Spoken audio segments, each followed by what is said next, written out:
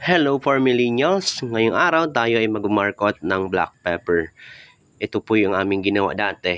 So ngayon po, ang unang gagawin po natin ay tayo po ay maglalagay po ng vermicast sa ice cane dropper or dun po sa mismong pinaglalagyan po ng yelo. Ito po ay ating lalagyan hanggang sa kalahati po niya.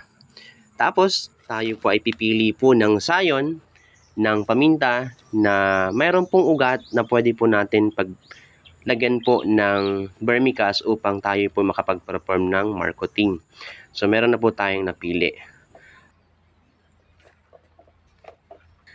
Ayan po yung ating mga ginawa dati na nakikita po natin dito po sa ating screen.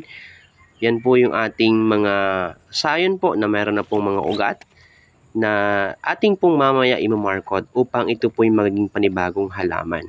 Ayan. Pagkatapos po niyan, tayo po ay kukuha po ng ice cane dropper or yung pinaglalagyan po ng yelo at meron na po itong vermicast. Itatali po natin to sa gitna upang makompress po yung ating vermicast sa loob.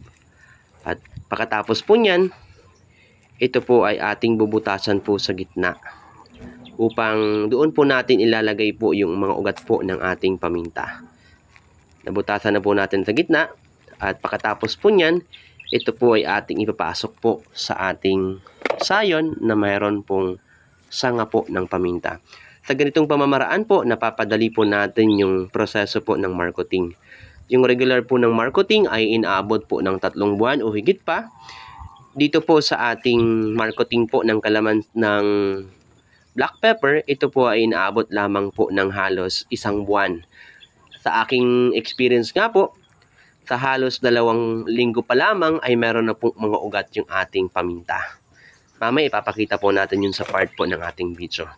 Tapos nalagay na po natin ngayon yung ating ice cane dropper na meron pong vermicast at tatali lang po natin to upang ma-secure po natin. Dapat po sa pagtatali isiguraduhin po natin na hindi po basta-basta po matatanggal.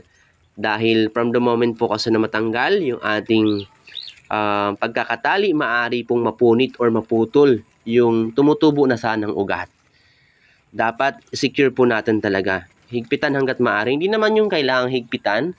Yung natural lamang na higpit ng pagkakatali upang hindi po siya matanggal. Ayan, itatali lang po natin siya ng maigi upang hindi po siya basta-basta mahuhulog. Ayan. Pag na-secure na po natin, after 1 month po, magkakaroon na po ito ng ugat. So, asahan po natin by February, end of February, tayo po yung mag-update kung ano po yung mga resulta ng ating marketing na kalamansi.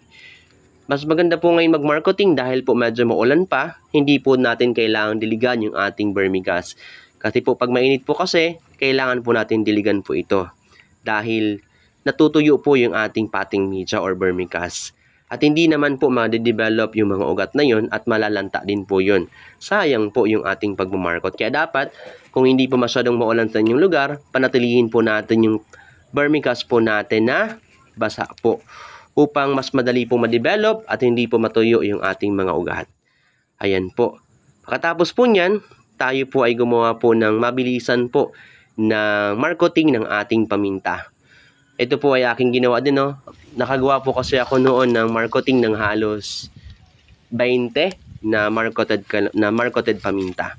So yan na po, after 1 year or 6 months to 1 year po, yan na po yung ating magiging itsura po ng marketed paminta po natin. Napakarami po at hitik po sa bunga. Kaya hindi po masyadong problema sa hangin dahil nasa baba naman po talaga. Hindi naman po sa binabaha kasi naka-elevate naman ng konti gamit po yung Paro type ng paglagawa ng plat. So yun lamang po for millennials. Maraming salamat po sa panonood. Happy farming everyone!